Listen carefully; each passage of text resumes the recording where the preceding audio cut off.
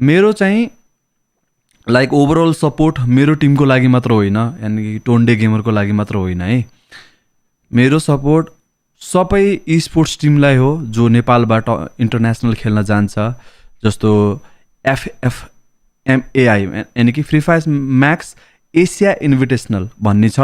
यो चाहिँ international tournament हो। एसियाको सात कतिवटा कन्ट्री हुन्छ, इन्डिया नेपालबाट 2-3टा टिम, अनि बङ्गलादेश, पाकिस्तान, अरूहरू पनि कुन कुन कन्ट्री हुन्छ सायद है, त्यहाँ बाहिर गएर खेल्न जान्छ। अनि EWCमा यो फाइनल जित्ने टिम जान्छ सायद होइन। EWCमा पनि स्पोर्ट्स ओल्ड कप सायद या ओल्ड त्यस्तै त्योमा जान्छ।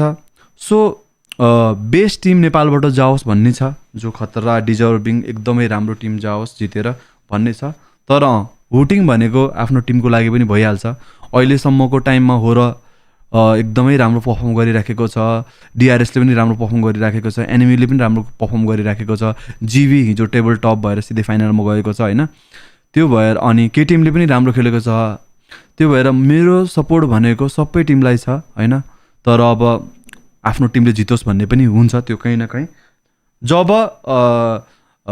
EWCमा जान्छ या FFMAIमा हाम्रो नेपालबाट टिम जान्छ, मेरो टिम नै नभए पनि अरू नै कुनै टिम गयो भने पनि म त्यति नै सपोर्ट र त्यति नै चियर अप अनि लाइभ गर्नेछु है। त्यो भएर सबै टिमलाई मेरो अल द बेस्ट छ है।